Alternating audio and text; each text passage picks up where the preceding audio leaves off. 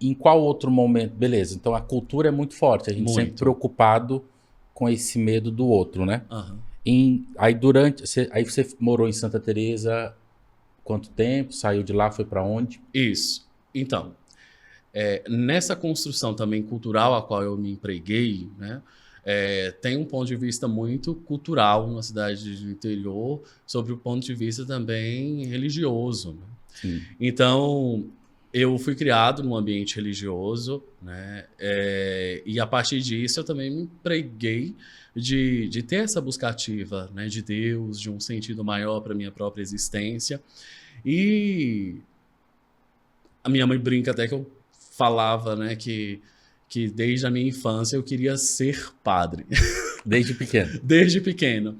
E assim eu fui crescendo, né, na minha adolescência, vivi a minha juventude e aos meus 18 anos eu entrei para o seminário. Vivi 9 anos de formação, cursando filosofia e teologia, e me ordenei padre.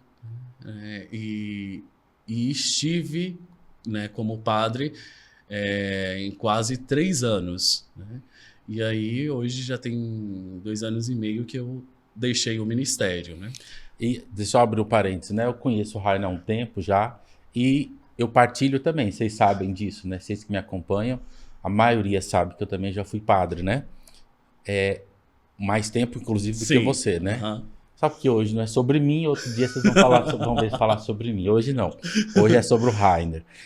Quando você falou do medo do outro, do julgamento do outro, você falou, acho que duas coisas muito interessantes. Sim. Primeiro, até que ponto o medo eu sou moldado esse meu medo por causa do outro, mas você tomou uma decisão muito importante na Aham. vida. Seja entrar, quando você estava entrando, estava tudo de acordo socialmente. Sim. Entrar, Aham. que eu falo que vou ser padre.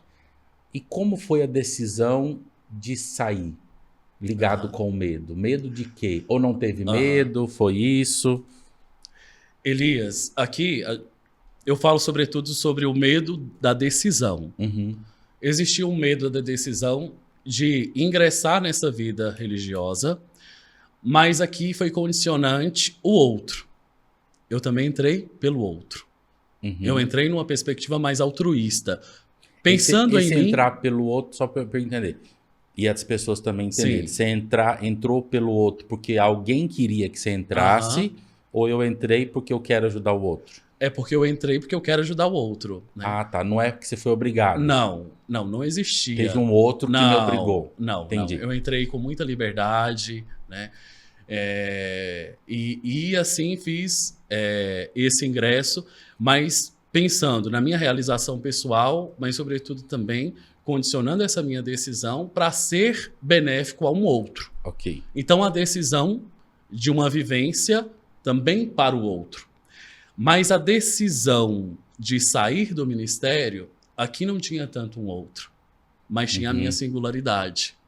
Tinha o Rainer, que, de certa forma, no ministério ficou um pouco obscurecida concretamente, olhando sobre um ponto de vista realista, porque eu era o padre, poucas vezes padre Rainer, e, para minha família, o Rainer. Então, a minha singularidade enquanto decisão aqui de saída, né, ela foi totalmente pensada em mim. Uhum. Por isso, essa travessia, né, do olhar do outro que me diz, vai para uma vida religiosa, né, vai para servir, né? E agora, sobre o olhar que se volta para minha também realização e fora de um olhar de um outro, mas de um olhar para dentro de mim, respeitando a minha subjetividade e a minha decisão.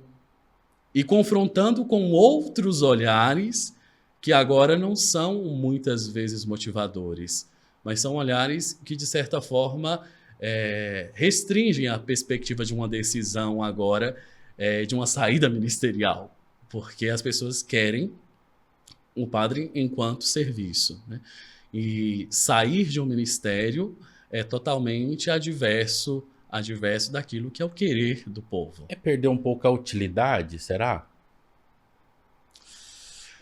Bom, eu acredito que sim. E enquanto nós somos úteis, né, existe o ser amigo, existe o ter próximo, existe fazer-se presente.